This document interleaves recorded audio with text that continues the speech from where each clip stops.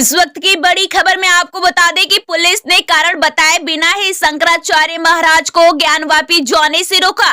SSI की survey report में ज्ञानवापी में मूल विश्वनाथ मंदिर के प्रमाण मिल जाने के बाद उस स्थान की परिक्रमा करने जा रहे परमाधीश अंतर श्री विभूति ज्योतिषा पीठाधीश्वर जगत गुरु शंकराचार्य स्वामी श्री अवमुक्तेश्वरानंद सरस्वती 1008 जी महाराज को पुलिस ने जबरन रोक दिया। दरअसल शंकराचार्य महाराज सोमवार को पूर्व निर्धारित कार्यक्रम के अनुसार शंकराचार्य घाट स्थित श्री विद्या मठ से ज्ञानवापी जाना चाहते थे, लेकिन पूरे मठ को ही पुलिस के जवानों ने घेर लिया था।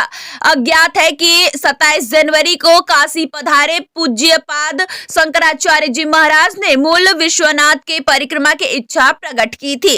आज सुबह से ही प्रशासन ने भारी पुलिस कर्मियों के घेराबंदी कर और अवरोध लगाकर श्री विद्या मठ को चारों तरफ से घेर लिया था। अपने संकल्प के अनुसार सोमवार को जब पूज्यपाद शंकराचार्य जी महाराज श्री विद्या मठ से मूल विश्वनाथ जाने के लिए तैयार हुए तो प्रशासन ने महिला पुलिस कर्मियों को आगे कर महाराज जी का रास्ता रोक दिया। वहीं पूज्यपाद शंकराचार्य जी महाराज ने उपस्थित मीडिया बंधुओं से कहा कि माननीय उच्च न्यायालय के आदेश में ये कहा गया है कि उक्त स्थल मंदिर है अथवा मस्जिद, इसका निर्माण न्यायालय करेगा। अभी तक ये निर्धारित नहीं हुआ है कि उक्त स्थल हिंदुओं का है अथवा मुस्लिमों का है, लेकिन प्रशासन द्वारा हम सनातन धर्मियों के धार्मिक और मौलिक अधिकारों का हनन करते हुए हमें रोका रहा है। वहीं स्टार न्यूज प्लस के लिए उत्तर प्रदेश के वाराणसी से रोहित सेठ की रिपोर्ट। हेलो,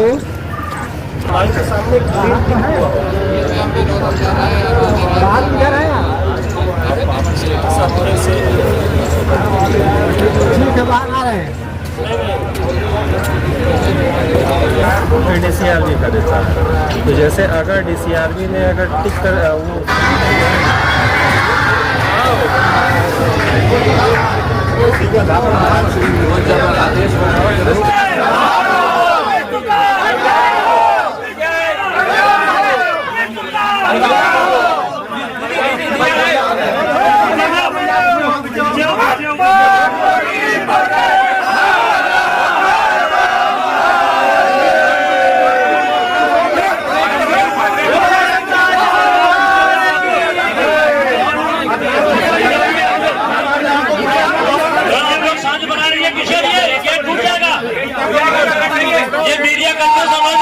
पीछे गेट टूट जाएगा, चोट लग जाएगी आपको।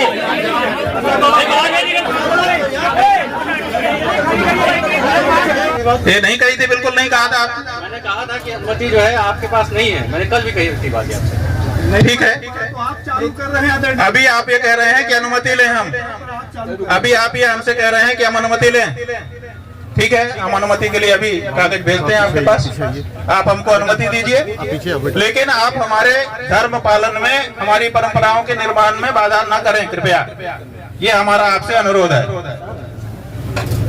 कृपया आश्वासन दीजिए। ये भी नहीं कह रहे हैं, चारों तरफ से मठ को पुलिस की छावनी बना करके घेर लिया गया। तो आगे की क्या होगी भाई आगे क्या होगा वो तो आगे जानेगा, अभी तो हमको तो कहा नहीं गया, हमको तो अभी तक कोई ऐसा कारण उल्लिखित नहीं किया गया।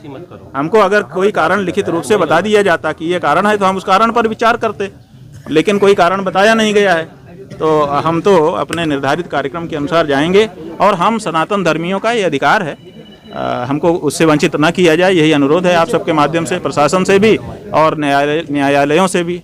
न्यायालय से किसकी मंशा लगती है कानूनी? अब ये सब हम अनुमान अभी नहीं लगाना चाहते हैं। राम मंदिर बनने के बाद जिस तरह से आप जाने की कह रहे हैं वहाँ पे, भाई कोर्ट में मामला ये है कि वहाँ आप पूजा के लिए नहीं जा सकते हैं, प्रोटेक्टेड एरिया है, यही ना मामला है। जो चहार दीवारी बनी हुई है, उस चहार दीवारी के बाद बाहर घूमने पर हमको कोई रोक लगी हुई है? कौन सा कोर्ट का आदेश है कि चहार दीवारी के बाहर कोई घूम नहीं सकता है? बताइए, काहे का कोर्ट का आदेश?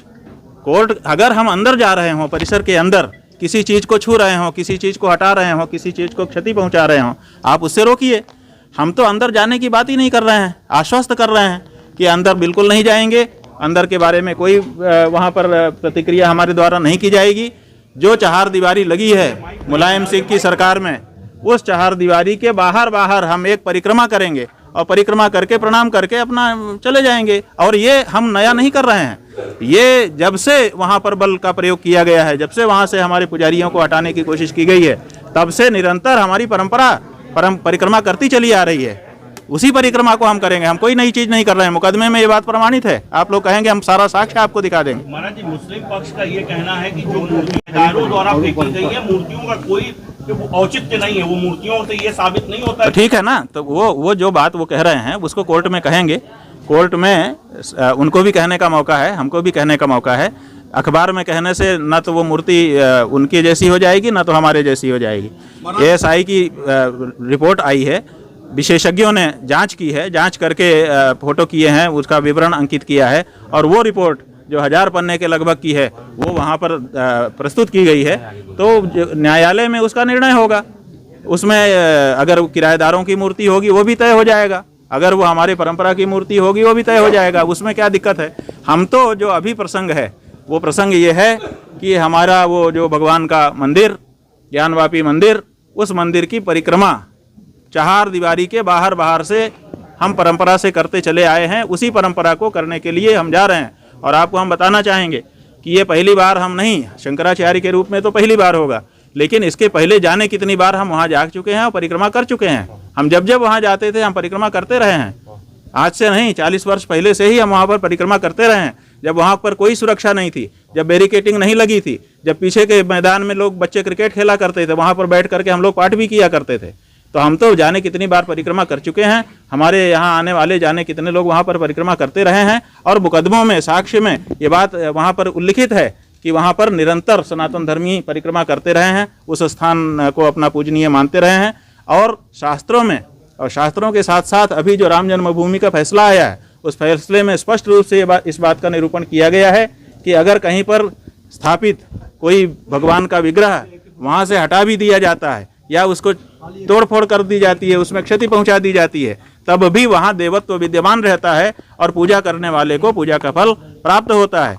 तो इस दृष्टि से न्यायालय की दृष्टि से जो चीज़ स्वीकृत है, शास्त्र की दृष्टि से जो चीज़ स्वीकृत है, प्रशासन को कोई बाधा दिए बिना, लॉ एंड ऑर्डर को बाधित किए बिना हम अपनी आस्था की अगर पूर्ति करना चाहते हैं तो उसमें किस कारण से रोक लगाई जा रही है वो कारण हमको बताया जाए। ज्ञानवापी की परिक्रमा करने के लिए जा रहे थे, तो किस प्रकार आप लोगों ने क्या रोका और क्या हवाला दिया? क्योंकि ये प्रकरण है अभी माननीय न्यायाधीश है और इनके द्वारा किसी प्रकार की वहाँ पे अनुमति भी नहीं दी गई थी। तो अनुमति ना होने के कारण जो है इनको यह बताया गया कि आपके द्वारा किसी प्रकार की अनुमति नहीं दी गई है और 144 भी लागू है, जिससे क्रम में यहाँ पे इनको जो है वहाँ जाने से रोका गया। अनुमति देने की बात वो कर रहे थे, क्या उनको अनुमति दिया जाएगा? अब वो अगर जो है नियम संगत होगा तो देखा जाएगा कि क्या स्थिति बनती है, वो कैसा एप्लीकेशन जो है हमको देते हैं उसके अनुसार कार्रवाई की जाएगी।